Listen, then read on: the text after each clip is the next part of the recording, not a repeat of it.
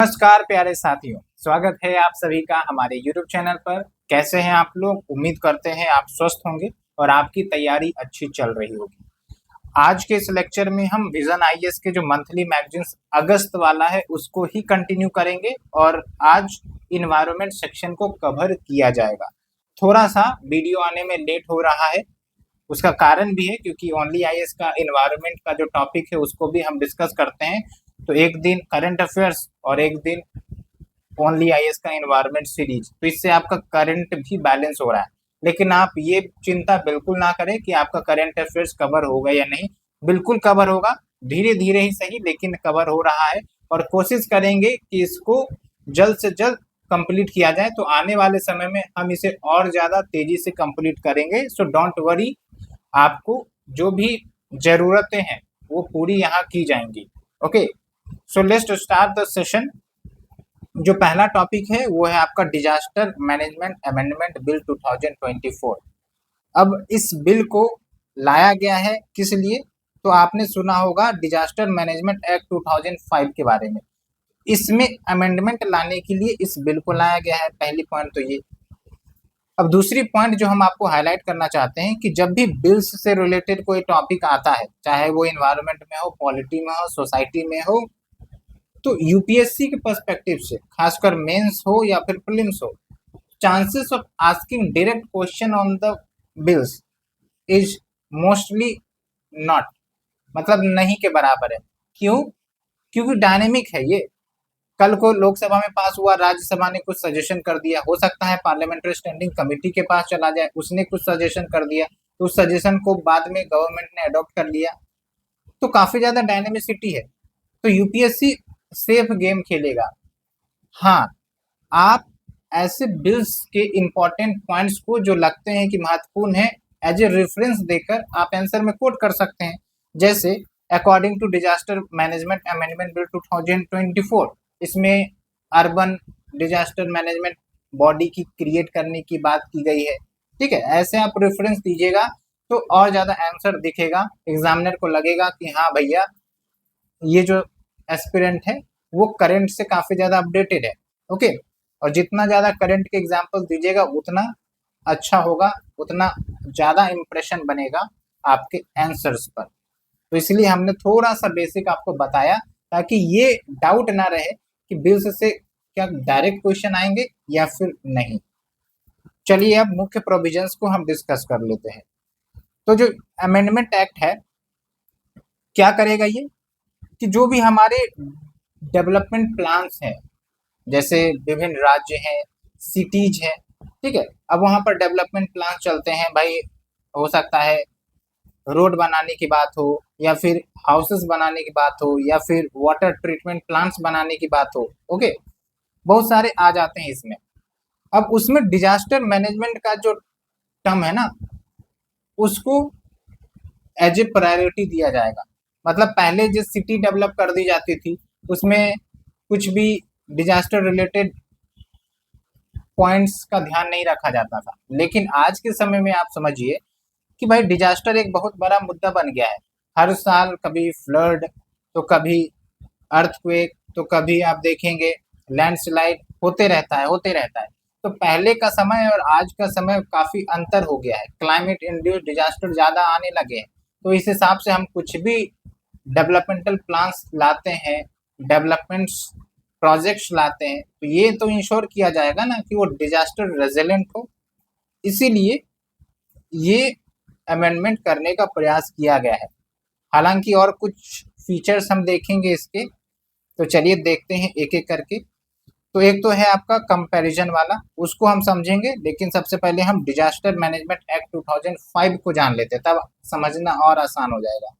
तो 2004 में आपको याद होगा सुनामी आया था इंडियन ओशन में और काफी ज्यादा नुकसान हुआ था। तो फिर से अगर ऐसी घटना होती है तो पहले से प्रिपेयर रहे, तैयारी करके रखे, इमरजेंसी प्लान तैयार करके रखे। इन सब के लिए डिजास्टर मैनेजमेंट एक्ट लाया गया था और इसके अंतर्गत अथॉरिटीज का भी स्टैब्लिशमेंट किया गया, जैसे नेशनल लेवल पर NDMA, national disaster management authority, और ये प्राइम मिनिस्टर के द्वारा हेड किए जाते हैं। अच्छे से याद रखना है आपको, ओके।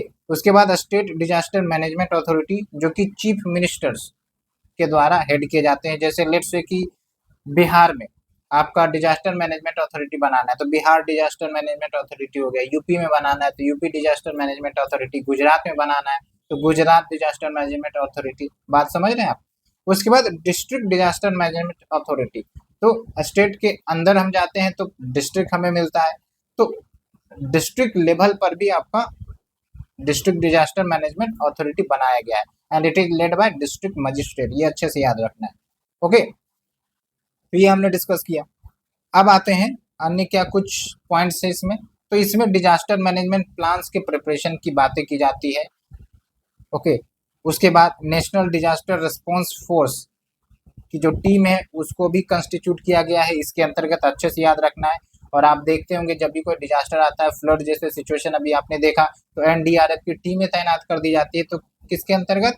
तो इस एक्ट के अंतर्गत। उसके बाद फंडिंग मैकेनिज्म, डिजास्टर आ गया तो फंडिंग क्या होगा, कौन करेगा, इन सब के लिए आपका अलग से फंड है, नेशनल लेवल पर भी स्टेट लेवल पर भी। नेशनल लेवल पर आप देखिए नेशनल डिजास्टर रिस्पॉन्स फंड है, स्टेट लेवल पर स्टेट डिजास्टर रिस्पॉन्स फंड है, सो दैट जो भी जरूरत रिलीफ हो या फिर रेस्पॉन्स के लिए पैसे की जरूरत हो तो वो सब खर्च किया जा सके। उसके बाद national institute of disaster management, ये आपका कंस्टिट्यूट किया गया under this act for disaster related research. Disaster आती है तो भाई जो भी डाटा निकल के आएंगे उसको फिर एनालिसिस किया जाएगा, ताकि बाद में अगर कोई इस प्रकार का डिजास्टर आए हम पहले से तैयार रहें, कैपेसिटी बिल्डिंग मजबूत हो हमारी। ओके, ट्रेनिंग, अवेयरनेस, ये सब पॉइंट्स है। तो हमने थोड़ा बेसिक ओवरव्यू बताया आपको डिजास्टर मैनेजमेंट एक्ट के बारे में। अब चलते हैं मेन कंपैरिजन, जो आपका पुराना वर्सेस नया। तो एक तो ये है कि preparation of disaster management plans. तो इस एक्ट में यानी कि 2005 के एक्ट में national executive committee national level पर और state executive committee state level पर, ये आपके नेशनल और state disaster management plans prepare करते थे respectively.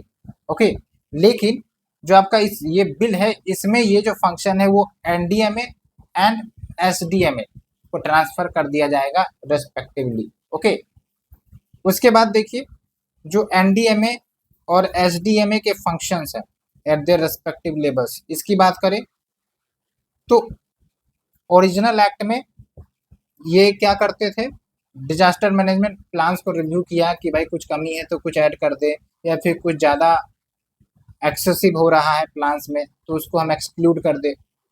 As well as guideline setup करने की बात भी होती है for preparation of disaster management plans and recommending provisions of funds for disaster mitigation, कि कितने पैसे खर्च होंगे, क्या होंगे, तो उसके लिए भी रिकमेंड करते थे। अब इस बिल में इनके फंक्शंस को और एक्सटेंड किया गया है।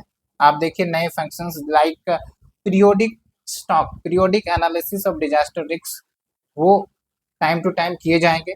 साथ के साथ टेक्निकल असिस्टेंस इन अथॉरिटीज को दिया जाएगा, क्योंकि अब तो टेक्नोलॉजी का भी रोल आ गया है, और इसके रिगार्डिंग हम एक टॉपिक भी डिस्कस करेंगे नेक्स्ट स्लाइड में।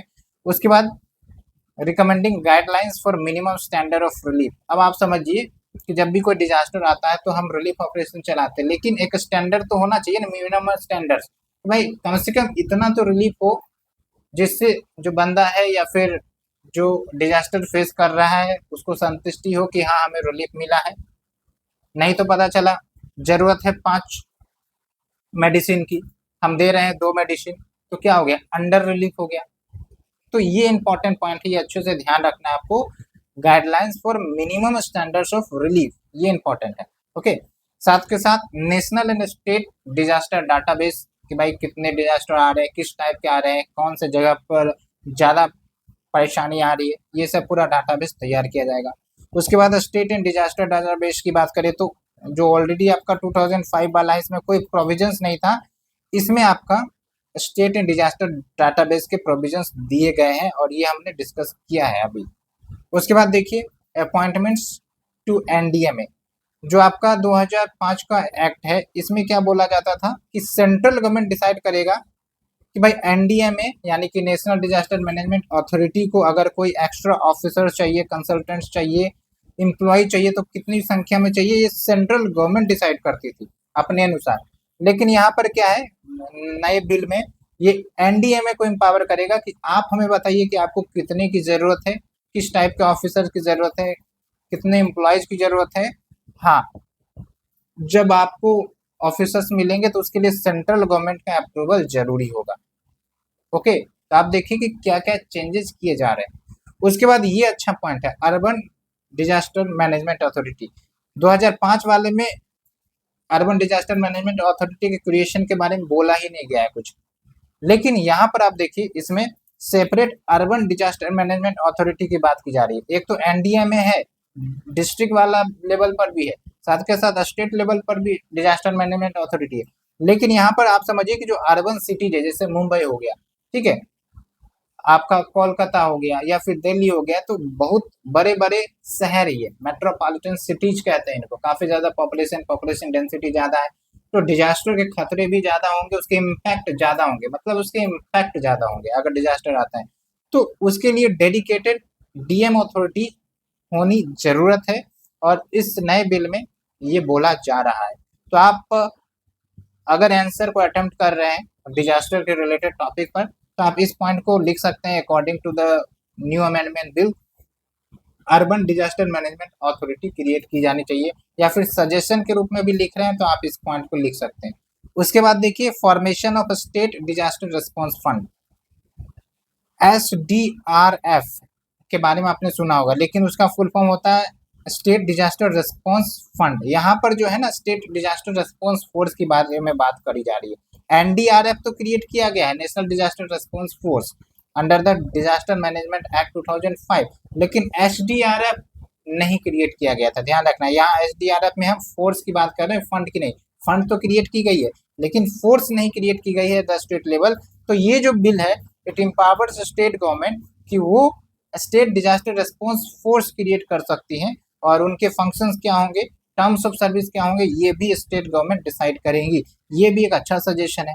ओके, बाकी उतना ज्यादा इम्पोर्टेंट नहीं है इसलिए हम डिस्कस नहीं कर रहे हैं। जो जो इम्पोर्टेंट प्रोविजन है जो आप वैसे भी यूज कर सकते हैं सजेशंस के रूप में, रेफरेंस के रूप में, इसलिए हमने इसको डिस्कस किया। अब चलते हैं इश्यूज क्या है इस बिल के साथ। एक तो ये कि फाइनेंशियल डिवोल्यूशन की तो बात ही नहीं की गई है। हाँ, बोल दिया गया है कि अर्बन डिजास्टर मैनेजमेंट अथॉरिटी होगी, लेकिन पैसे कहाँ से आएंगे, कितने पैसे मिलेंगे, तो फाइनेंशियल कंस्ट्रेंट रहेगा, तो भाई एग्जीक्यूट नहीं हो सकेगा प्लान्स। तो बात तो वही हो गई कि बस दिखाने के लिए, बट जब खाने की बारी आई या फिर रिसोर्स डिवोल्यूशन की बारी आई तो उसमें हम पीछे हैं, टूथलेस।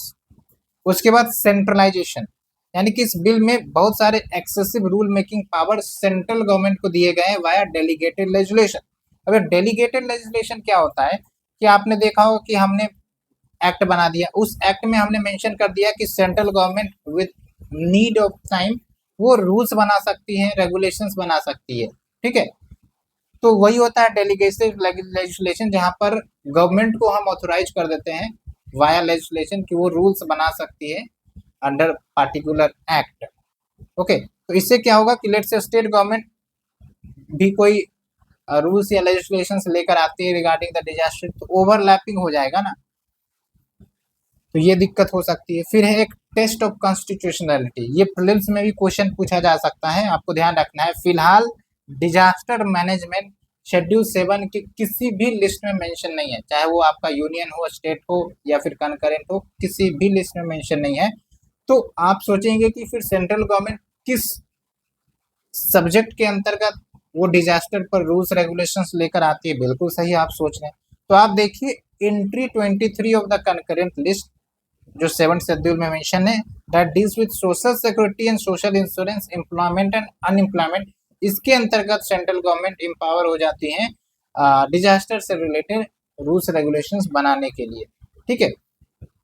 लेकिन एक और आप सजेशन लिख सकते हैं कि जो आपके एडमिनिस्ट्रेटिव रिफॉर्म कमीशन का 3rd रिपोर्ट है, ये मैं आपको एक्स्ट्रा पॉइंट बता रहा हूँ, उसमें सजेस्ट की गई है कि जो disaster management as a subject वो इंसर्ट किए जाने चाहिए कनकरेंट लिस्ट में, ताकि पूरा क्लियर कट हो कि हाँ भाई स्टेट को भी पावर है, सेंटर को भी पावर है कानून बनाने का अंडर दिस पार्टिकुलर सब्जेक्ट और टॉपिक। ओके, तो यही मैंने आपको यहाँ पर भी लिख के बताया है। अब एक दिक्कत ये भी है, रेस्ट्रिक्टेड डेफिनेशन ऑफ डिजास्टर, यानी कि इस बिल में या फिर जो आपका डिजास्टर मैनेजमेंट एक्ट है 2005 वाला, उसमें लिस्ट मेंशन किया जाता है नोटिफाइड डिजास्टर का। तो बेसिकली नोटिफाइड डिजास्टर का जो लिस्ट है वो ज़्यादा डायनेमिक डिजास्टर को कवर नहीं कर रहा है। जैसे मैं आपको बताता हूँ, क्लाइमेट इंड्यूस्ड डिजास्टर आजकल नए आ गए हैं, जैसे आप हीट वेव देख लीजिए, ठीक है। तो ये सब को नोटिफाइड डिजास्टर में नहीं इंक्लूड किया गया है। तो इसका मतलब ये हुआ कि कंसर्न्ड एक्शंस तेजी से नहीं लिए जाएंगे अगर इस प्रकार की डिजास्टर आती है, कंपनसेशन नहीं दिए जाएंगे। ओके, और इस बिल में इस लिस्ट को अपडेट किया भी नहीं जा रहा है। ये कुछ इम्पोर्टेंट प्रोविजंस थे बिल के, उम्मीद करते हैं आपको समझ में आया होगा। और ये आपका पहला टॉपिक खत्म। चलते हैं दूसरे टॉपिक की तरफ। वैसे कंक्लूजन आप खुद से भी बना सकते हैं। ये कीवर्ड आपको ध्यान रखना है, अर्बन डिजास्टर मैनेजमेंट अथॉरिटी, ये सब अच्छी बातें हैं, ठीक है। ये आप रिकमेंड में भी लिख सकते हैं। लेकिन क्या बोला गया है कि जो भी चैलेंजेस हमने डिस्कस किए उसको ओवरकम करना जरूरी है, related to coordination between the states and the centre, authority and resource allocation. पैसे का एक इम्पोर्टेंस होगा यहाँ पर। अगर इन अथॉरिटीज को पावर देनी है, इन अथॉरिटीज को एक्टिवेट करना है तो। Now next topic is technology in disaster management and risk reduction.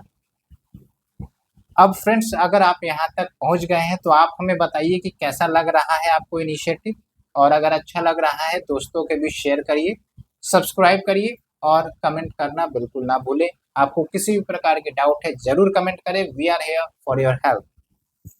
So now दूसरा है आपका टेक्नोलॉजी इन डिजास्टर मैनेजमेंट। अब आप समझिए कि डिजास्टर मैनेजमेंट, सबसे पहले तो डिजास्टर की बात कर लेते हैं, एक रियलिटी बन गया है। और खासकर क्लाइमेट चेंज, सबकी घटनाएं जो इतनी तेजी से बढ़ रही हैं उसके कारण डिजास्टर बढ़ रहा है और उसका इम्पैक्ट भी ज़्यादा हो रहा है। Sea level rise, heat waves, cold waves, okay, drought, floods, ये सब बहुत ही ज़्यादा फ्रीक्वेंसी में आने लग रहे हैं। इसलिए ज़रूरी है कि भाई हमें प्रिपेयर्ड करके रहना पड़ेगा। डिजास्टर मैनेजमेंट इसी का तो नाम है। और किस प्रकार से हम इम्पैक्ट से बच सके। हो सकता है कि जिस प्रकार का ट्रेंड चल रहा है घटना को हम रोक ना सके, लेकिन ये तो जरूर कर सकते हैं कि जो इम्पैक्ट है, इम्पैक्ट को मिनिमाइज कर दें। तो इम्पैक्ट को मिनिमाइज करने के लिए हम क्या कर सकते हैं? एक तो है प्रिपेयर्डनेस, एक है रेस्पॉन्स, यानी कि जब आएगा तो हम क्या करेंगे, एक है रिकवरी, जब घटना घटित हो गई कि हम कितना फास्ट रिकवरी कर सकते हैं वो भी। और नेक्स्ट इज प्रिवेंशन, मतलब आने से पहले हम रोकते। उसके बाद प्रिपेयर्डनेस, ये तो हमने साथ डिस्कस कर ही लिया है, ठीक है। तो ये सब स्टेजेज होते हैं डिजास्टर मैनेजमेंट साइकिल के। क्राइसिस आया तो फिर ये सब चीजें होती है। तो हर एक स्टेज पर हम अगर एक्टिवेट होते हैं तो फिर हम इम्पैक्ट को मिनिमाइज कर सकते हैं। और उसमें आज के समय में टेक्नोलॉजी का एक महत्वपूर्ण योगदान होगा। कैसे होगा? और इस पर क्वेश्चन डायरेक्ट आ सकता है, role of technology in disaster management and risk reduction. तो इस टॉपिक को आप अच्छे से तैयार रखेंगे। ओके, तो कंटेक्स्ट यही है कि आजकल आप देख रहे हैं geo spatial technology which is based on artificial intelligence, machine learning, internet of things, इन सब का सहारा लिया जा रहा है to tackle the disaster, okay, to ensure early warning and to ensure faster recovery and etc. जैसे एग्जांपल मैं आपको बताता हूँ, एक छोटा सा एग्जांपल। आपने दामिनी ऐप के बारे में सुना है? अगर नहीं तो थोड़ा सा आप सर्च करिए उसके बारे में, पता चलेगा कि भाई ये अर्ली वार्निंग सिस्टम दे देता है आपको लाइटनिंग से। यानी कि बरसात के समय में कितनी ज़्यादा बिजलियाँ गरजती है, बिजलियाँ गिरती है, उसके कारण ना जाने कितने लोगों की मृत्यु हो जाती है। तो दामिनी ऐप क्या होता है, एडवांस में आपको बता देगा कि कहाँ कहाँ बिजली गिर सकती है। तो अगर आदमी अवेयर हो गया उस चीज़ से तो वहाँ से हट जाएगा। तो जो लॉस हो सकता है लाइव्स का, वो अच्छे से बचाए जा सकते हैं वाया टेक्नोलॉजी। ये तो मैंने एक एग्जांपल दिया, ऐसे बहुत सारे ऐप्स उपलब्ध हैं। सैटेलाइट इमेजेस आप देख सकते हैं जिसकी मदद से डिजास्टर पर काबू करने का कोशिश किया जा रहा है, उसके इम्पैक्ट पर काबू करने का कोशिश किया जा रहा है। तो इस टॉपिक में हम वही डिस्कस करेंगे। तो यहाँ पर देखिए, at every stage of the disaster cycle, चाहे वो प्रिवेंशन से लेकर, प्रिपेयरनेस से लेकर, रेस्पॉन्स से लेकर रिकवरी तक, टेक्नोलॉजी का इस्तेमाल हम देख रहे हैं। अब आपको बस एग्जांपल्स याद रखना है कुछ कुछ टेक्नोलॉजी का किस किस लेवल पर चल रहा है। तो प्रिवेंशन या मिटिगेशन के लेवल पर आप देखिए, यहाँ पर प्रोडक्शंस को इम्प्रूव करने के लिए टेक्नोलॉजी का इस्तेमाल किया जा रहा है। तो अगर प्रोडक्शंस हम काफ़ी जल्द कर पाते हैं और क्वालिटी प्रोडक्शन कर पाते हैं, तो हम इम्पैक्ट को मिनिमाइज कर सकते हैं और टाइम रहते ही एक्शन ले सकते हैं। जैसे मैंने आपको बताया, दामनी ऐप के बारे में आप लिख सकते हैं।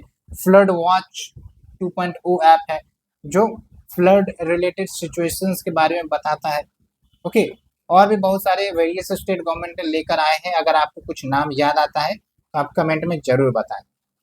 उसके बाद देखिए आप प्रिपेयर्डनेस के लेवल पर कि हम लोग तैयार रहें, तो उसके लिए जो टेक्नोलॉजी है वो इमरजेंसी प्लान को इम्प्लीमेंट एग्जीक्यूट करने में मदद कर सकता है। जैसे फॉर एग्जांपल वेदर पैटर्न्स में बदलाव आ रहा है तो टेक्नोलॉजी पता लगा लेगा वाया सैटेलाइट और वाया सेंसर्स, और उस हिसाब से जो भी इमरजेंसी प्लान है वो एग्जीक्यूट किए जा सकते हैं। ओके, जैसे मैं आपको एग्जांपल देता हूँ कि दिल्ली में ठंड के समय में काफ़ी ज़्यादा पोल्यूशन आने वाली है ना। अब पता चल गया कि हाँ भाई, पोल्यूशन का लेवल एक्सट्रीम क्रॉस कर गया है, तो इमरजेंसी प्लान एग्जीक्यूट हो जाती है कि नहीं है। तो मैंने आपको दूसरा कंटेक्स्ट में एग्जांपल दिया, लेकिन आप रिलेट कर सकते हैं अच्छे से। उसके बाद देखिए, इसी के अंतर्गत आता है disaster protection and early warning system. इसमें remote sensing, machine learning, drones का भी इस्तेमाल किया जा सकता है to get prepared, to get understanding about the disaster upcoming. Okay, और एग्जाम्पल भी है गूगल डिजास्टर अलर्ट। उसके बाद आप देखिए Odisha state disaster mitigation authority, इन्होंने Satark web based platform launch किया है जो आपका वार्निंग इन्फॉर्मेशन देता है फॉर वेरियस हजार्ड्स जो आ सकते हैं उड़ीसा में, like heat wave, lightning, drought, flood monitoring, ये सब है। ओके, तो टेक्नोलॉजी को हम इस तरीके से यूज कर रहे हैं एंड इस पर क्वेश्चन बनने के काफ़ी अच्छे चांस हैं।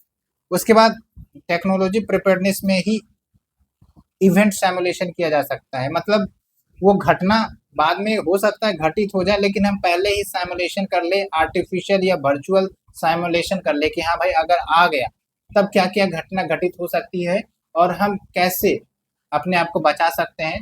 Okay, via augmented reality, virtual reality, अब तो मेटावर्स का भी कंसेप्ट आ गया है। मेटावर्स जो कि फेसबुक का इनिशिएटिव है कि भाई पूरा वर्चुअल वर्ल्ड को रियल जैसा बना देता है। ठीक है, तो ऐसा कल्पना का दुनिया जो अंडरस्टैंड कर ले कि डिजास्टर आएगा तो इम्प्लीमेंट क्या होगा, इम्पैक्ट क्या होगा, तो ऐसे भी चीज़ें की जा सकती है। उसके बाद रेस्पॉन्स के लेवल पर क्या होगा कि जो टेक्नोलॉजी है वो कोऑर्डिनेट कर सकती हैं between various authority and information sending, information dissemination, ये सब किया जा सकता है। Disaster detection, emergency communication to the persons, to the authority, so that हम ट्रैक कर सके व्यक्ति को। और इसके लिए आप देखिए कोविड-19 चैटबॉट लॉन्च किया भी गया है WHO के द्वारा। फिर सर्च एंड रेस्क्यू में भी यूज हो सकता है। जैसे आप देखिए ड्रोन का इस्तेमाल किया गया था जब आपका रिसेंट में केरला लैंडस्लाइड हुआ तो बहुत सारे लोग धंस गए थे, तो भाई एक्सेसिबल नहीं हो रहा था रीजन्स अथॉरिटी के द्वारा, तो उन्होंने ड्रोन्स के माध्यम से या तो मेडिसिन भेजा या तो लोगों का पता लगाया, उसको रिकवर किया, है ना। काफ़ी अच्छी चीज़ें हो रही है टेक्नोलॉजी की मदद से, खासकर डिजास्टर को प्रिवेंट करने में, प्रिपेयर्डनेस में, रिकवरी में and many other things. Okay, तो ड्रोन का नाम हमने आपको बता दिया, मतलब ड्रोन्स के बारे में हमने आपको बताया। चैलेंजेस क्या है, तो टेक्नोलॉजिकल लिमिटेशंस है कि भाई जो अथॉरिटीज हैं हो सकता है इंफॉर्मेशन की कमी हो जिसके कारण वो क्वालिटी प्रोटेक्शन ना कर पाए। ओके, क्योंकि ये जो डिजास्टर है ये बहुत सारी फैक्टर्स के कारण घटित हो सकती है। मान लीजिए सिर्फ हमें 2 ही फैक्टर्स पता है, तो अन्य 3 फैक्टर से जो डिजास्टर आ सकते हैं उसके बारे में भी हमें पता रहे तो हम और अच्छे से अपना डिजास्टर प्रिपेयर्डनेस कर सकते हैं। लेकिन कहा जाता है, आप भी इस चीज़ को समझिए कि nothing is better than something, मतलब something is better than nothing, sorry उल्टा हमने बोल दिया कि चलो कुछ तो आया, कुछ तो बढ़िया है जिस पर पॉजिटिव रिजल्ट्स आ सकते हैं। उसके बाद एक और दिक्कत आती है डिजिटल डिवाइड, कि भाई पता चला कि अर्बन पॉपुलेशन वो तो अच्छे से यूज कर लेते हैं मोबाइल फोन्स एप्लीकेशंस, लेकिन रूरल पीपल के हाथों में अभी भी वही पुराना नोकिया वाला मोबाइल है, विदाउट एंड्रॉयड मोबाइल है। तो ऐसे में रूरल एरियाज की कैपेसिटी लिमिटेड हो जाती है, वो कनेक्ट नहीं कर पाएंगे डिजास्टर के समय, कैसे बचना है उन सब के बारे में भी आइडिया नहीं लग पाएगा। ओके, उसके साथ साथ ये भी है जेंडर डिवाइड भी देखने को मिल जाता है। इवन महिलाओं के पास स्मार्टफोन्स की कमी होती है as compare to the male population. Okay, ये सब भी दिक्कत है। उसके बाद हाई कॉस्ट भी आ जाता है अगर इन सब टेक्नोलॉजी को हमें इंटीग्रेट करना है। फिर डाटा रिक्वायरमेंट्स की भी ज़रूरत ज़्यादा होती है, क्योंकि क्वालिटी इंफॉर्मेशंस अगर आपको कलेक्ट करना है तो ज़्यादा से ज़्यादा डाटा चाहिए। आर्टिफिशियल इंटेलिजेंस या मशीन लर्निंग वो तो भाई डाटा पर ही काम करती है, जितना ज़्यादा देंगे डाटा उतना ज़्यादा वो अच्छे से प्रिडिक्ट कर पाएगा। ओके, तो डाटा में क्या दिक्कत आ सकती है, एक तो एसेसिबिलिटी, दूसरा क्वालिटी, तीसरा विद इन टाइम फ्रेम। अगर डाटा मिल जाए तो बढ़िया है, अगर डाटा मिलने में समय लग रहा है तो फिर हम टाइमली एक्शन नहीं ले पाएंगे। फिर data responsibility and integrity with respect to the privacy of the individual as well as integrity concerns भी हो सकता है। उसके बाद जेंडर डायमेंशंस, यानी कि वुमेन के पास स्मार्टफोन या फिर skills to use the smartphones वो सब कम रहती है, खासकर रूरल एरियाज में। ओके, तो वो और ज़्यादा वुलनरेबल हो जाती हैं। तो वे फॉरवर्ड क्या हो, प्राइवेट सेक्टर पार्टिसिपेशन होना चाहिए, डिजिटल डिवाइड को कम करो, खत्म करो, टेक्निकल कैपेसिटी को बढ़ाई जानी चाहिए, community based private sector networks होना चाहिए। ओके, अब यहाँ तक तो हमने कवर कर लिया। अब देखिए स्टेप्स जो भारत ने लिए हैं for use of technology in disaster management. अब ये कोई जरूरी नहीं कि इन्हीं का आपको लिखना है, आप न्यूज में पढ़ते हैं, न्यूज़पेपर में पढ़ते हैं, या फिर वीडियो देखते हैं वहाँ पर कुछ टेक्नोलॉजी का यूज हो रहा है तो आप उसका भी रेफरेंस दे सकते हैं, कोई दिक्कत नहीं है। यहाँ पर जैसे इसरो का डिजास्टर मैनेजमेंट सपोर्ट प्रोग्राम है, national database for emergency management है, जेमिनी डिवाइस जो डिजास्टर वार्निंग देता है which is based on satellite network to the fishermen in the oceans। okay, उसके बाद और भी आई फ्लोज मुंबई। ओके, तो यहाँ तक उम्मीद करते हैं आपको समझ में आया होगा। अब एक है रिलेटेड न्यूज, पैरामेट्रिक इंश्योरेंस। कैसे समझेंगे इसको, वैसे आपने ट्रेडिशनल इंश्योरेंस के बारे में तो समझा होगा। ट्रेडिशनल इंश्योरेंस में क्या होता है, आपने इंश्योरेंस खरीदा और जब कोई डिजास्टर आया, मतलब लेट से बीमारी आ गई, पैसे की जरूरत है, तब आपको इंश्योरेंस क्लेम मिलेगा, है कि नहीं, लॉस होने के बाद आपको क्लेम मिलेगा, यही होता है ट्रेडिशनल इंश्योरेंस में। लेकिन पैरामेट्रिक इंश्योरेंस में क्या हुआ कि डिजास्टर भविष्य में आ सकती है, तो इस इंश्योरेंस के तहत जो इंश्योरेंस कंपनी है पहले ही प्रिडिक्ट कर देती है कि अगर डिजास्टर आता है तो हम आपको इतना रीपेमेंट करेंगे, हम आपको लमसम जो पेमेंट होगा उस हिसाब से कर देंगे, है ना। यानी कि डिजास्टर आने के बाद पूरा लॉस असेसमेंट करके पैसे नहीं मिलेंगे, पहले ही पूरा असेसमेंट कर लिया जाता है और फिर जब आ जाएगा तब आपको पे किया जाएगा। ठीक है, तो यहाँ पर देखिए offers A pre specific payment upon occurrence of A covered event.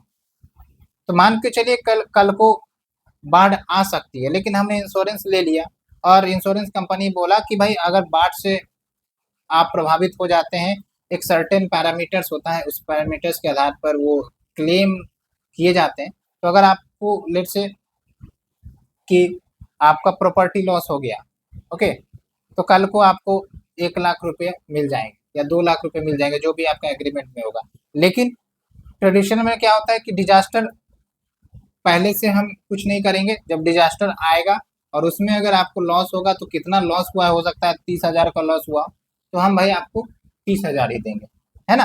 तो ये अंतर हो जाता है, तो इसका मतलब ज्यादा मनी मिल सकती है लोगों को अगर वो पैरामेट्रिक इंश्योरेंस सब्सक्राइब करते हैं तब। ओके, यहाँ पर आप देखिए, it can be use to increase the amount of coverage available to certain natural perils.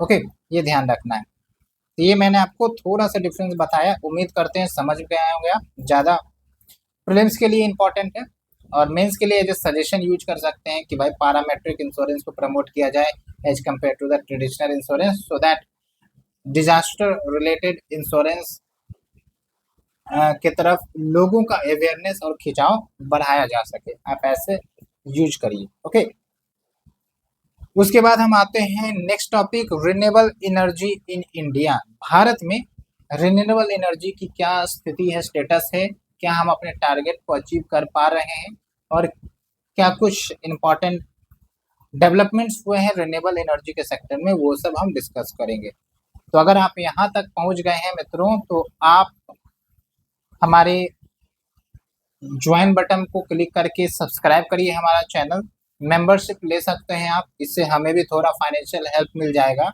और हम और भी अच्छे से आपको मदद कर पाएंगे। तो देर ना करें, आप हमारे मेंबरशिप से जुड़ सकते हैं। सबसे पहले तो आपके मन में यही सवाल आना चाहिए, अगर आप बिगनर्स हैं, कि भाई रिन्यूएबल एनर्जी क्या होता है और हम लोग रिन्यूएबल एनर्जी पर इतना ज़्यादा फोकस क्यों कर रहे हैं। तो थोड़ा सा हम आपको बता देते हैं कि आज जो आप व्हीकल्स यूज करते हैं, ओके, या फिर जो थर्मल पावर प्लांट सब होते हैं, तो वो सब आपके फॉसिल फ्यूल्स पर आधारित होते हैं। फॉसिल फ्यूल्स क्या है कि भाई एक तो लिमिटेड है ये, और दूसरी बात ये काफ़ी ज़्यादा पोल्यूशन काउज करता है, ग्रीन हाउस गैस एमिशन करता है। और ग्रीन हाउस गैस इमिशन से हो क्या रहा है, ग्लोबल वार्मिंग हो रहा है, हमारा जो प्लेनेट है वार्म हो रहा है, ग्लेशियर मेल्टिंग हो रही है, उसके कारण सी लेवल राइज हो रहा है, उसके कारण बायोडाइवर्सिटी लॉस हो रहा है, उसके कारण फोर्स्ड माइग्रेशन हो रहा है। तो इस प्रकार की समस्याएं हमें देखने को मिल रही हैं। इसीलिए ग्लोबल लेवल पर ये मुहिम चली है कि रिन्यूएबल एनर्जी की तरफ हम आगे बढ़े, ताकि फॉसिल फ्यूल पर डिपेंडेंसी कम करे, खत्म करे और एक सस्टेनेबल प्लेनेट, जो हमारा प्यारा सा अर्थ है, उसको बना कर रखे for the present generation as well as future generation. ये थोड़ा सा मैंने बेसिक ओवरव्यू दिया। अब भारत कितना अच्छा परफॉर्म कर रहा है, वैसे भारत काफी अच्छा परफॉर्म कर रहा है। कैसे, एक डाटा के अनुसार देखिए आप, ministry of new and renewable energy ने ये डाटा निकाली है। इंडिया की जो रिन्यूएबल एनर्जी कैपेसिटी है पिछले 10 सालों में 165% ग्रो की है, 165%।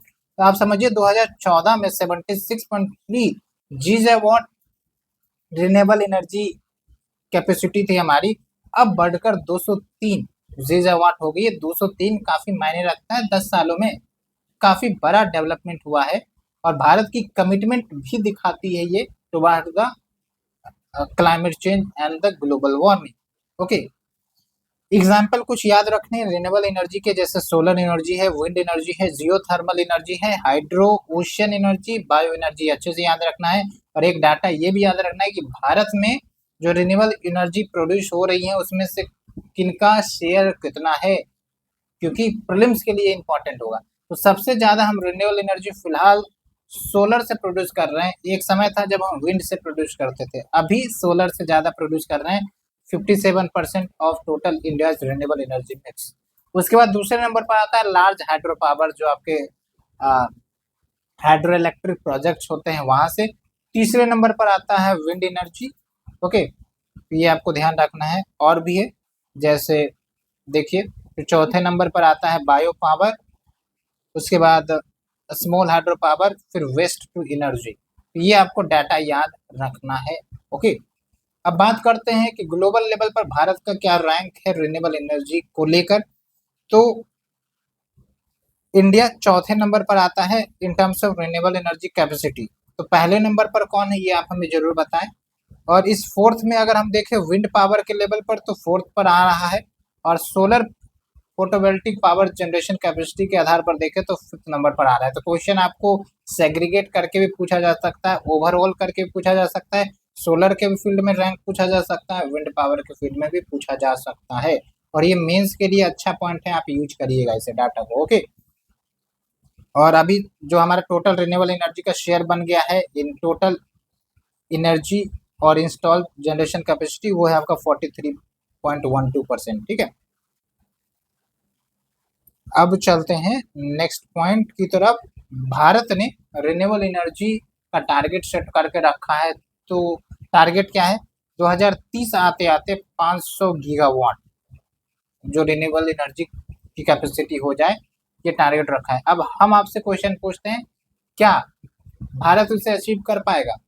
आपके मन में लगेगा कि हाँ कर लेगा, लेकिन थोड़ा सा चैलेंजिंग लगता है, क्योंकि 10 साल में आप देखिए कितना लगभग एक्स्ट्रा ऐड हुआ, 160 गीगावाट के आसपास।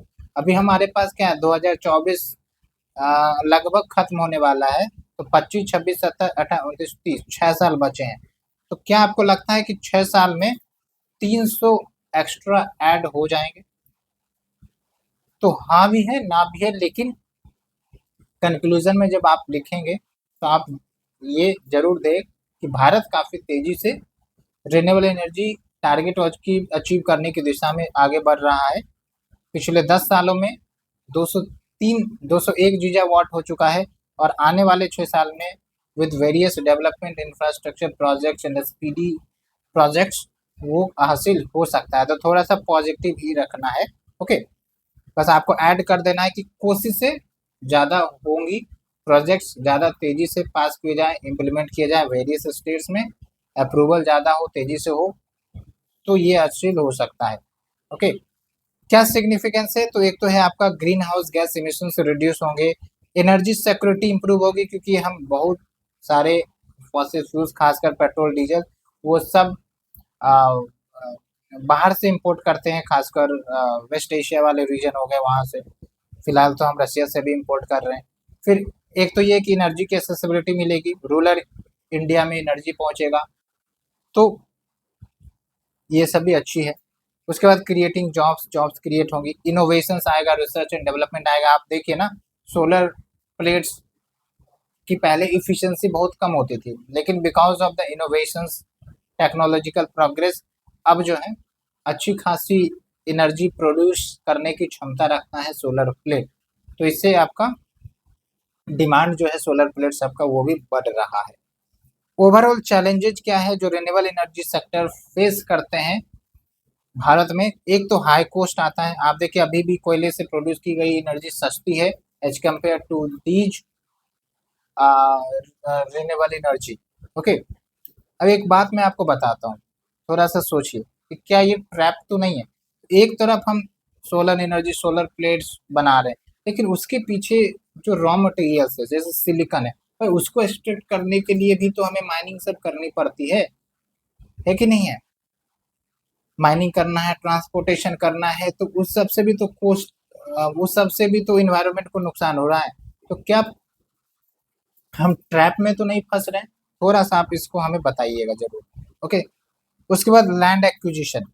आप देखिए यहाँ पर अब ये सब जो प्रोजेक्ट्स हमें बिछाने पड़ते हैं, चाहे वाटर विंड हो, चाहे आपका सोलर प्लेट्स हो, बड़ा बड़ा लैंड की जरूरत है। तो भाई लैंड क्लियरेंसेस में देरी आ जाती है। ओके, और फिर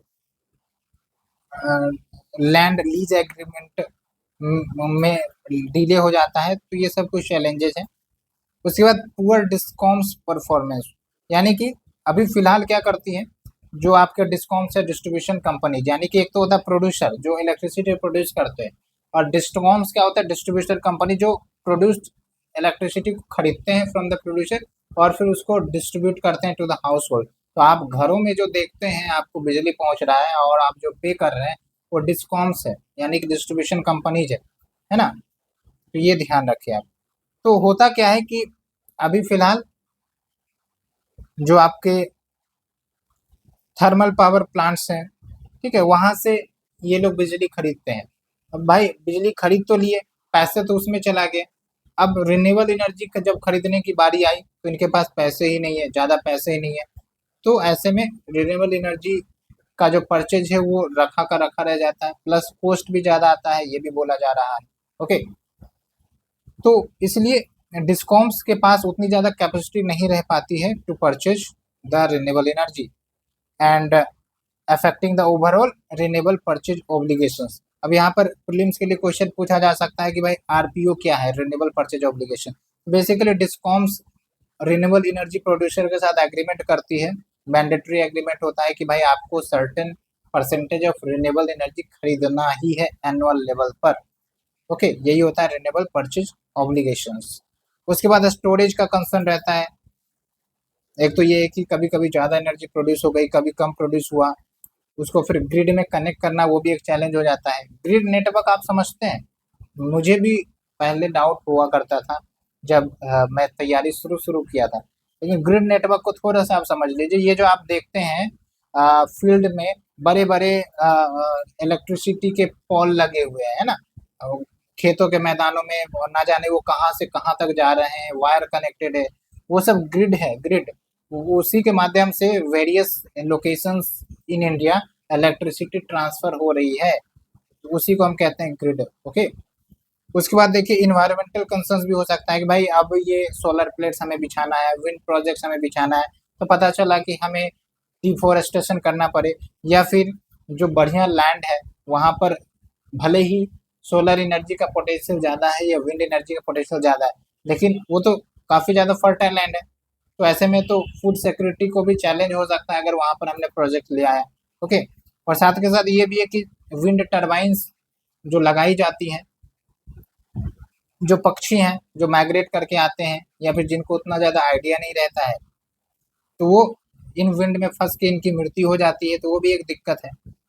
ओके, तो ये हमने डिस्कस किया। अब बात करते हैं चैलेंजेस क्या है इन डिफरेंट सब सेक्टर्स। जैसे सोलर एनर्जी में एक तो ये है कि हीट वेव्स का इम्पैक्ट हमें देखने को मिल सकता है, और एक स्टडी के अनुसार अगर 1 डिग्री टेम्परेचर राइज होता है तो फिर इसके कारण जो वोल्टेज है सोलर प्लेट्स की उसमें कमी आ जाती है।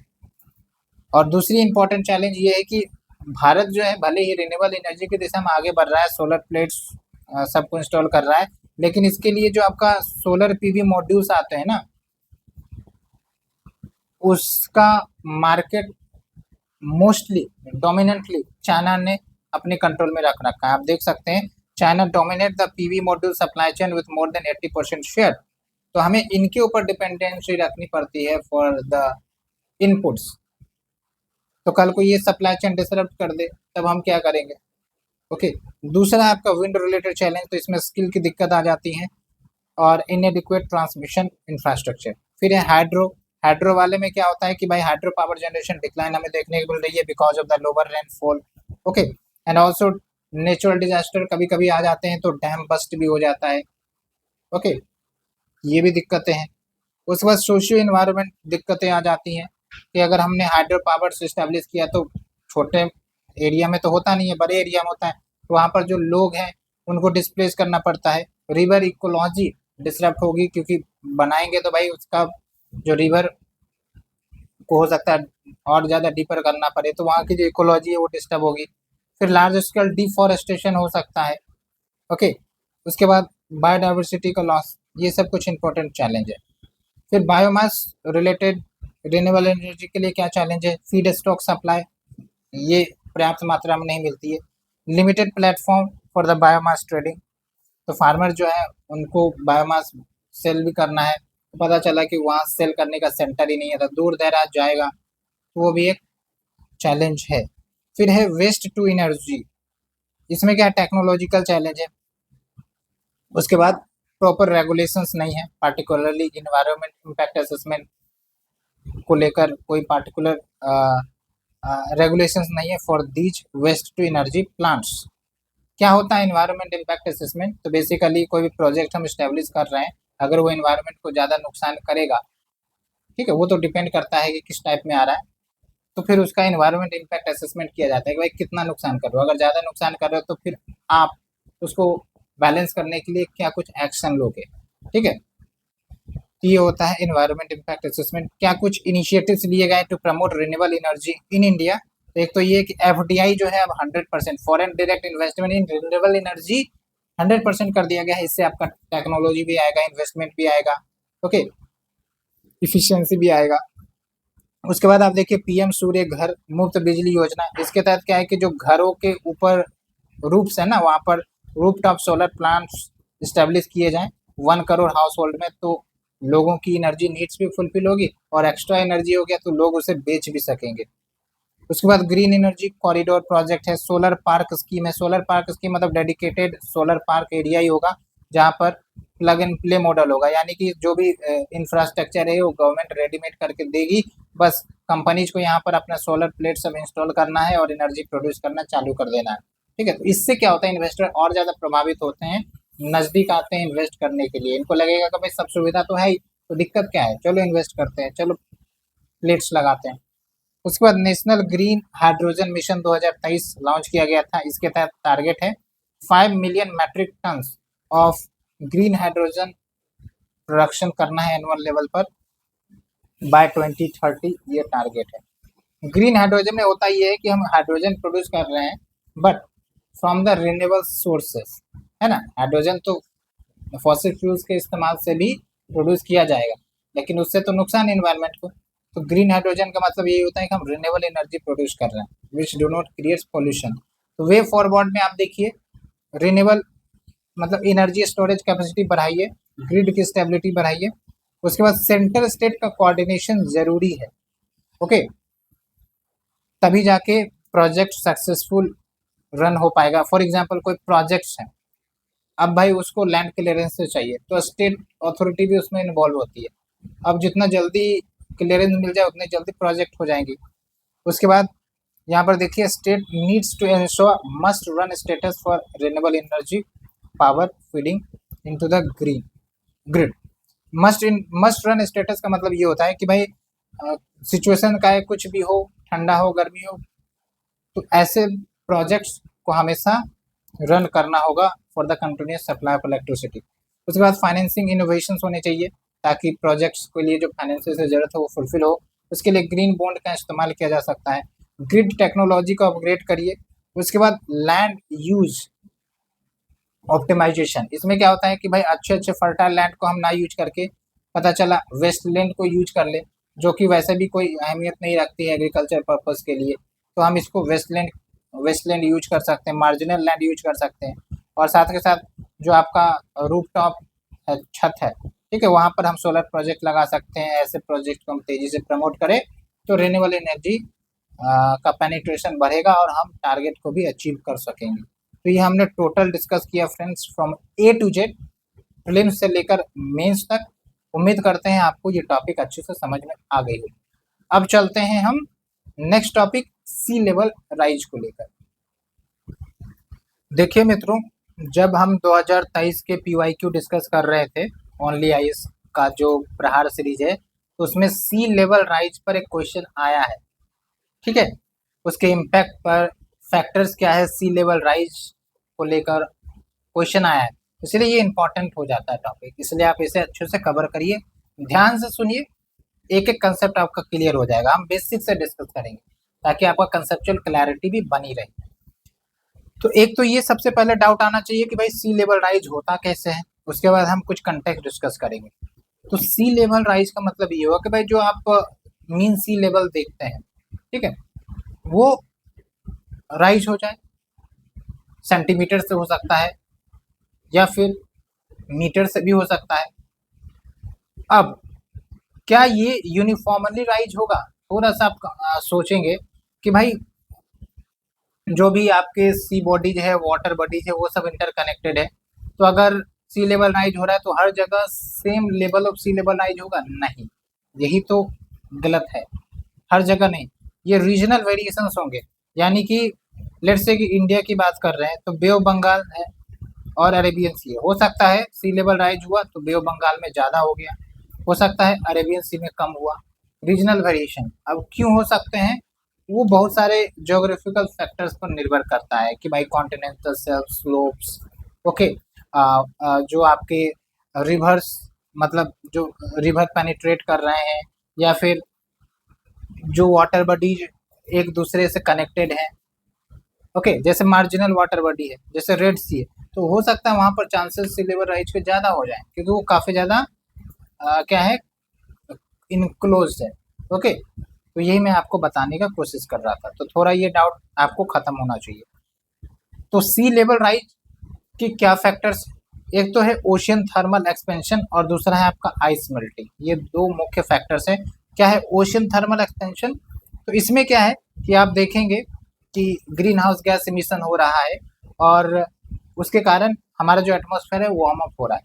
अब हमारे वाटर बॉडीज की या फिर ओशियंस की एक खासियत है कि एटमॉस्फेयर में जो हीट मौजूद है, majority of the heat are absorbed by ocean waters. 90% हम कह सकते हैं। तो भाई 90% जो आपके हीट है वो एब्जॉर्ब हो रहा है। तो भाई वाटर हीट होने के बाद एक्सपेंड करता है ना, तो आप समझिए एक्सपेंड करेगा तो वो उसकी हाइट बढ़ जाएगी, है ना। इसी को हम कहते हैं ओशियन थर्मल एक्सपेंशन। क्यों? Because 90% of the heat trap by accumulating green house gases leading to temperature increase and water का एक्सपेंशन। ओके, ये आपको समझ में आया होगा। दूसरा है आपका ice melting. Because of the global warming, जो ग्लेशियर्स हैं in Antarctica, Arctic region, even in Himalayas and other mountainous region, वो सब मेल्ट होते जा रहे हैं। वेनेजुएला में तो जो भी ग्लेशियर था वो खत्म ही हो गया है as per the report. Okay, तो जो भी ग्लेशियर्स मेल्ट कर रहे हैं वो पानी कहाँ जाके मिलेगा? समुद्र में मिलेगा, उसके कारण आपका राइज होगा। ओके, तो ये दो फैक्टर्स है। अब हम आते हैं कि कंटेक्स्ट क्या है। तो बेसिकली एक रिपोर्ट आया है which was released by Center for Study of Science, Technology and Policy that gives certain information about sea level rise। तो यहाँ पर हम बस यूज करेंगे इन फैक्ट्स को मेंस आंसर राइटिंग में। आपको कंटेक्स्ट उतना ज़्यादा रिमेंबर करने की जरूरत नहीं, बस ऐसे ध्यान रखना according to the report release by Centre for Study of Science, Technology and Policy कुछ कुछ इंपॉर्टेंट बात बोली गई है, यानी कि इस पर इम्पैक्ट की बात बोली गई है। फॉर एग्जाम्पल इसमें बोला गया है कि जो मैक्सिमम सी लेवल राइज है, इंडिया के लेवल की बात कर रहे हैं, ओवर द पास्ट 3 डिकेड्स सबसे ज्यादा हुआ है मुंबई स्टेशन में, यानी कि मुंबई का जो लोकेशन है वहां पर 4.44 सेंटीमीटर का राइज हुआ है। उसके बाद हल्दिया, उसके बाद विशाखापट्टनम। ठीक है, तो इसका मतलब यहाँ पर देखिए अब रीजनल वेरिएशन है कि नहीं है, वही मैं आपको शुरुआत में समझाने की कोशिश कर रहा था। और फिर इसमें ये भी चेतावनी दी गई है कि इस प्रकार से अगर ट्रेंड चला तो 2040 आते आते बहुत सारे लोकेशंस का सबमर्जेंस हो जाएगा। For example more than 10% of the land in Mumbai, Yanam and Thoothukudi ये आपके सबमर्ज हो जाएंगे। उसके बाद बाकी अन्य जो कोस्टल सिटीज है वहाँ के भी रीजन सबमर्ज हो जाएंगे, है ना। तो ये आपको ध्यान रखना है। और ये तो चलो हमने बात कर ली इंडिया के लेवल की। अब बात करते हैं आईपीसीसी ने भी एक चेतावनी दे रखी है और इस पर यूपीएससी ने डायरेक्ट क्वेश्चन पूछा है। तो आप देखिए यहाँ पर IPCC has projected a global mean sea level rise of 1.3 से 1.6 मीटर बाय 2100, यानी कि ये जो आपकी 21वीं शताब्दी जब ये खत्म होने लगेगी तो हमारा सी लेवल राइज 1.3 मीटर तक उठ सकता है and it can go up to 1.6 metre. तो 1.6 मीटर आप समझ रहे हैं फ्रेंड्स, एक व्यक्ति का हाइट होता है। आप सोचिए कि उतना ज़्यादा हाइट अगर सी का बढ़ जाए तो ना जाने कितने कोस्टल रीजन्स, आइलैंड्स वो तबाह हो जाएंगे, वो नज़र ही नहीं आएंगे, डूब जाएंगे, है कि नहीं है। तो इसीलिए तो काफ़ी गहरा कंसर्न जताया जा रहा है स्मॉल आइलैंड नेशंस के द्वारा कि भाई आप लोग हमें क्यों नहीं ध्यान दे रहे, अपने अपने सब एक्टिविटीज में लगे हैं, लेकिन जब बात आती है इन छोटे छोटे देशों के कंसर्न्स की, इनकी कोई नहीं सुनता है। तो अब नेक्स्ट आता है आपका impact of sea level rise. कुछ डाटा आपको वहां से जरूर याद रखने हैं, हालांकि मैं आपको अन्य इम्पैक्ट्स की बात करता हूँ। इंक्रीज कोस्टल इरोजन, कैसे? एक्सट्रीम कोस्टल फ्लड्स आने लगेंगे, स्टॉर्म सब सर्ज होने लगेंगे। ओके, जैसे आप समझिए कि ये पहले यहाँ पर आपका बाउंड्री था, let's say C level rise होने के बाद बाउंड्री यहाँ आ गया, तो भाई अब जो है वाटर यहाँ तक पेनिट्रेट करेगा तो इन रीजन्स को भी इरोड करेगा।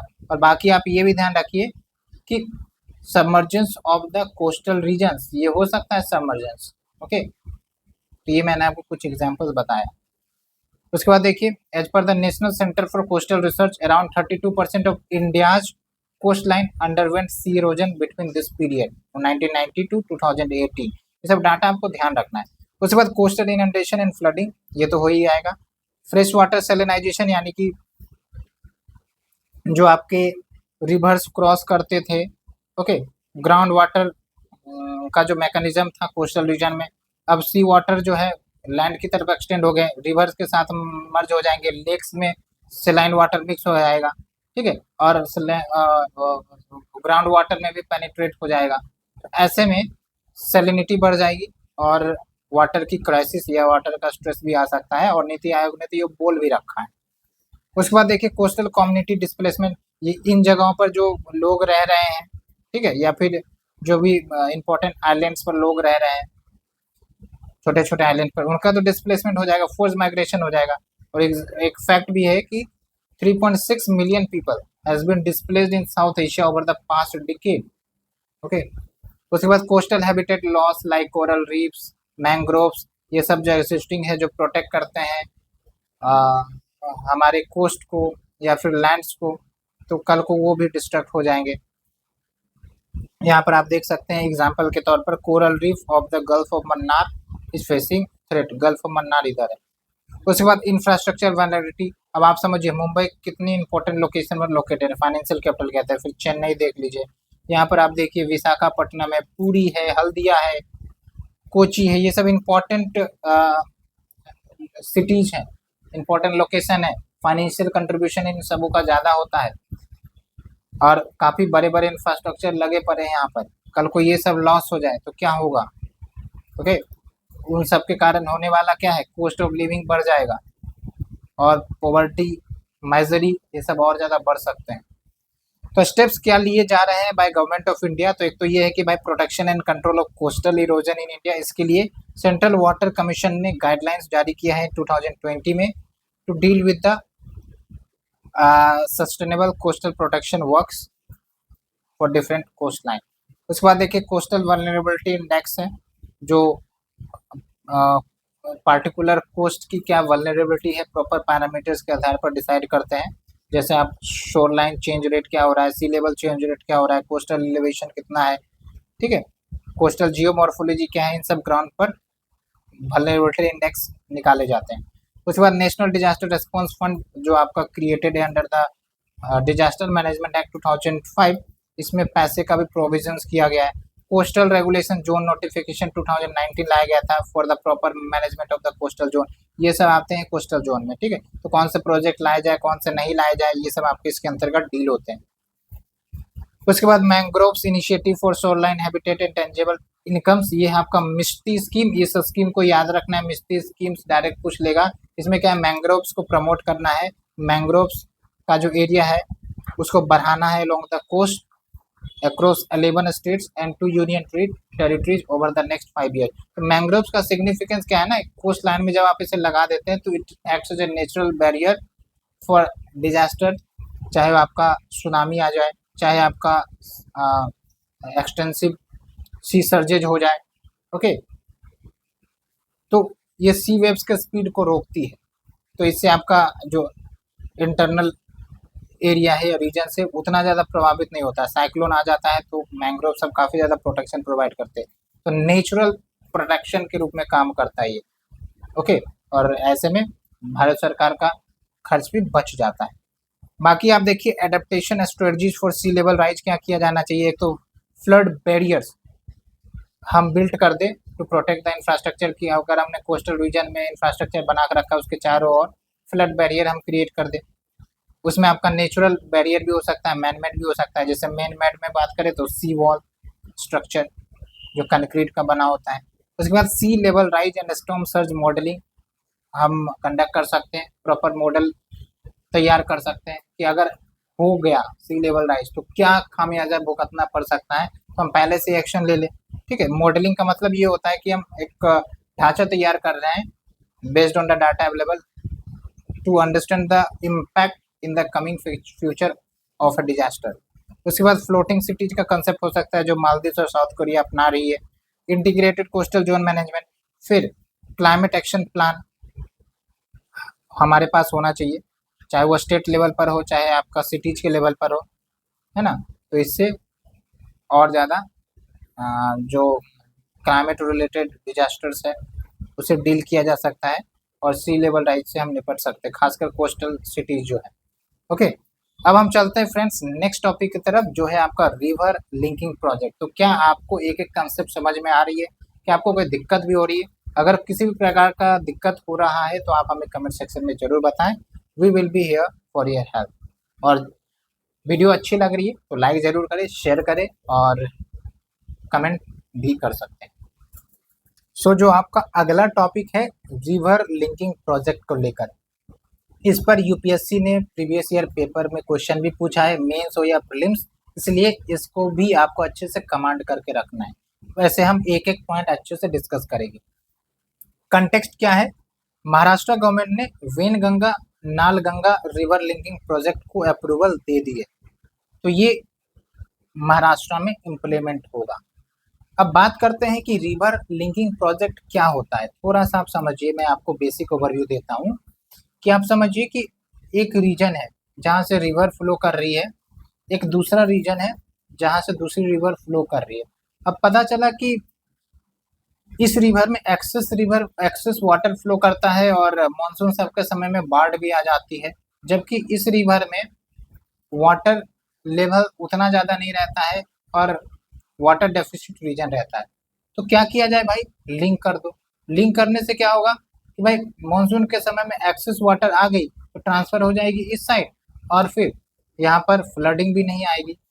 ओके, साथ के साथ इन रीजन्स को जो कि वाटर डेफिसिट था, वाटर की कमी थी, तो लिंक कर दिया तो वाटर अवेलेबिलिटी इधर भी हो गई, तो वाटर का जो स्कैर्सिटी है वो खत्म हो जाएगा, कम हो जाएगा। ओके, तो ये बेसिक कंसेप्ट है इंटरलिंकिंग ऑफ द रिवर। हालांकि ये जो इंटरलिंकिंग रिवर का आइडिया है बहुत पहले आ चुका है, लेकिन इस पर डेवलपमेंट अब हमें धीरे धीरे देखने को मिल रहे हैं। चाहे केन बेतवा रिवर इंटरलिंकिंग प्रोजेक्ट हो, Kosi Mechi river interlinking project हो, या फिर ये जो आपका वेनगंगा नालगंगा रिवर इंटरलिंकिंग प्रोजेक्ट हो। तो किस टाइप का क्वेश्चन आ सकता है कि भाई कंसेप्ट क्या है ये इंटरलिंकिंग। दूसरी बात ये कि इसका सबसे बड़ा दिक्कत ये कि चैलेंजेस बहुत है इसमें। पैसे का चैलेंजेस हो सकता है, फिर जो डिजास्टर इम्पैक्ट असेसमेंट उसको भी करना एक चैलेंज ही है, और भी है बहुत सारे, हम देखेंगे। ठीक है, तो थोड़ा सा हम बेसिक देखते हैं। तो ये आपका महाराष्ट्र में इम्प्लीमेंट होगा and it will supplement the national river linking project, क्योंकि इंडिया के लेवल पर तो नेशनल रिवर इंटरलिंकिंग प्रोजेक्ट चल रहा है, तो उसी के पार्ट आप मान सकते हैं इसे। बाकी डिटेल्स उतना ज़्यादा इम्पोर्टेंट नहीं है। ओके, अगर आप महाराष्ट्र पीसीएस की तैयारी कर रहे हैं तब आप इसे पढ़ सकते हैं, लेकिन हमें तो बस कंटेक्स्ट निकालना है, पॉइंट्स निकालना है फॉर द एग्जामिनेशन। इंटरलिंकिंग हमने आपको बता दिया। बैकग्राउंड में थोड़ा सा जाएं तो नेशनल पर्सपेक्टिव प्लान, जो कि उस समय मिनिस्ट्री ऑफ इरिगेशन थी, अब जो है मिनिस्ट्री ऑफ जल शक्ति बन गई है। 1980 में इस प्लान को लाया गया था। इसमें ये बात बोली गई थी कि भाई इंटरलिंकिंग ऑफ रिवर्स किए जाए। आप देखिए लगभग 30 लिंक्स आइडेंटिफाई किए गए थे, यानी कि 16 रिवर्स पेनिनसुलर इंडिया में इंटरलिंक करने की बात की गई थी और 14 रिवर्स हिमालयन रीजन में जो रिवर्स है उसको इंटरलिंक करने की बात की गई थी इस प्लान के अंतर्गत।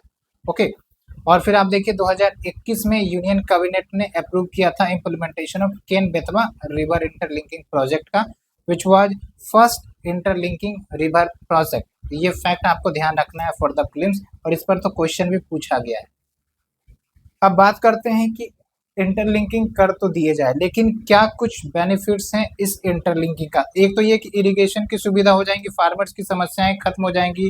फार्मर्स जिनको वाटर का इंतजार रहता है, वाटर डेफिसिट रीजन में, वो खत्म होगा। फार्मर्स की इनकम भी बढ़ेगी, अच्छी बात है। उसके बाद आप देखिए हाइड्रो पावर जनरेशन अब इंटरलिंकिंग किया जाएगा, तो हो सकता है उसके साथ साथ हाइड्रो पावर का भी टेक्नोलॉजी इसमें अटैच कर दिया जाए, तो फिर बिजली भी जनरेट होगी। और कहा जा रहा है कि लगभग 34,000 मेगावाट हाइड्रो पावर जनरेट हो सकता है। ये नेशनल पर्सपेक्टिव प्लान में बताया गया है अगर इंटरलिंकिंग होती है वेरियस रिवर की। वाटर स्कैर्सिटी की समस्याएं कम हो जाएंगी, खासकर वाटर डेफिसिट रीजन में। और नीति आयोग का एक कंपोजिट वाटर मैनेजमेंट इंडेक्स है, इसमें साफ साफ बोला गया है कि भाई भारत में ना काफ़ी ज़्यादा वाटर क्राइसिस की समस्या चल रही है, और ये रीजनल वेरिएशन है, यानी कि रीजनली ये वेरी भी करती है, यानी कुछ जगहों पर ज़्यादा दिक्कतें हैं, कुछ जगहों पर चीज़ें स्टेबल है। जैसे बुंदेलखंड रीजन की बात करें तो वहाँ पर स्कैरसिटी वाटर की काफ़ी ज़्यादा है ना। तो ये जो स्कैरसिटी से हम डील कर सकेंगे, फिर इनलैंड वाटरवेज डेवलप हो सकेगा। अभी आप यूरोप में देखते होंगे कि वहाँ की जो इनलैंड वाटर्स है, रिवर्स हैं, वो सब एक दूसरे से कनेक्टेड हैं और वहाँ पर ट्रेवलिंग भी वाटर रिवर वाटर के माध्यम से हो जाती है वाया बोट। लेकिन इंडिया में ये चैलेंजेज है ना, रिवर इंटरलिंक नहीं है, तो एक जगह से दूसरा जगह जा पाना या फिर मटेरियल्स लेके जाना वो मुश्किल हो जाता है ना। एक तो है रिवर पोर्ट्स वो नहीं वेल डेवलप हो पाते हैं। उसके बाद ड्राउट एंड फ्लड्स को टैकल करने में मदद मिलेगी। Other significance like employment generation, services sector का ग्रोथ होगा, सेफ ड्रिंकिंग वाटर मिलेगी to the concern population. Okay, तो इतना हमने डिस्कस किया। अब बात करते हैं चैलेंजेस क्या है इंटरलिंकिंग ऑफ रिवर्स को लेकर। एक तो स्टेट वाटर डिस्प्यूट आ सकती है भाई। इसमें होता ये है कि जो स्टेट को कोई दिक्कत तो नहीं है, उसको प्रॉपर वाटर सप्लाई हो रहा है, उसको चिंता नहीं है, तो वो डाइवर्ट नहीं करना चाहेगा। उसको लगेगा भाई भविष्य में हो सकता है हमारे यहाँ भी वाटर की कमी हो जाए, इसलिए हम डाइवर्ट नहीं करेंगे। तभी तो आप देखते हैं कावेरी वाटर डिस्प्यूट चलते रहता है बिटवीन तमिलनाडु एंड कर्नाटका। ठीक है, जो मुसीबत में होते हैं उसको ही तो जरूरत पड़ती है मदद की, जो अच्छे हैं उनको दिक्कत नहीं होती है। ठीक है, तो ये स्टेट वाटर डिस्प्यूट भविष्य में बढ़ सकता है अगर कंसेंसस नहीं बना तो। इन्वायरमेंटल इम्पैक्ट हो सकता है, फॉर एग्जांपल हम अब कनेक्ट करेंगे लेकिन उससे रिवर चैनल भी तो प्रभावित हो रहा है। ओके, हम आर्टिफिशियली एक प्रकार से रिवर ही क्रिएट कर रहे हैं, तो उसका इम्पैक्ट इन्वायरमेंट पर क्या होगा, एटमॉस्फेरिक सर्कुलेशन पर क्या होगा, मानसून के सर्कुलेशन पर क्या होगा, कौन जानेगा। ओके, ये भी हो सकता है कि भाई पहले एक राज्य में बाढ़ आते थे इंटर स्टेट लिंकिंग के कारण, जहाँ पर लिंक किया गया है वाटर डेफिसिट में, कल को वहाँ पर भी बाढ़ आने लगे, ये भी हो सकता है। फिर उसके बाद देखिए disruption of the local biodiversity, जैसे यहाँ पर एग्जांपल भी दिया गया है, जो आपका केन बेतवा रिवर लिंकिंग प्रोजेक्ट है, जिसके माध्यम से केन का जो एक्सेस वाटर है उसको बेतवा में ट्रांसफर किया जा रहा था। तो उसमें ये बोला गया कि एक दौधाम डैम प्रपोज किया गया है इस प्रोजेक्ट के लिए। तो इस दौधाम डैम के तहत लगभग 10% of the tiger habitat of Panna tiger reserve वो आपका सबमर्ज हो जाएगा वाटर में। तो आप समझिए 10% एरिया मायने रखता है, तो इसके कारण फॉरेस्ट लॉस भी होगा, हैबिटेट लॉस भी हो सकता है उस पार्टिकुलर रीजन में। फिर सोशल कॉस्ट भी होगा, यानी कि डिस्प्लेसमेंट होगा लोगों का। ठीक है, और उसमें भी क्या है, जो ट्राइबल्स के राइट है वो भी वायलेट हो सकते हैं, क्योंकि कुछ कुछ जगहों पर तो ट्राइबल्स भी रहते हैं। और इसका केस स्टडी भी है पोलवर्मन लिंक प्रोजेक्ट। ठीक है, ये आपका इंटरलिंकिंग ऑफ महानदी गोदावरी कृष्णा पेन्नार कावेरी, ये सब जो इंटरलिंकिंग ऑफ रिवर प्रोजेक्ट्स हैं उसके पार्ट है ये। तो इसमें 1 लाख फैमिलीज को अफेक्ट किया गया है, जिसमें मेजोरिटी 80% ट्राइबल्स ही थे। तो आप समझिए कि ट्राइबल्स के राइट को यहाँ पर कोई वैल्यू नहीं दी गई।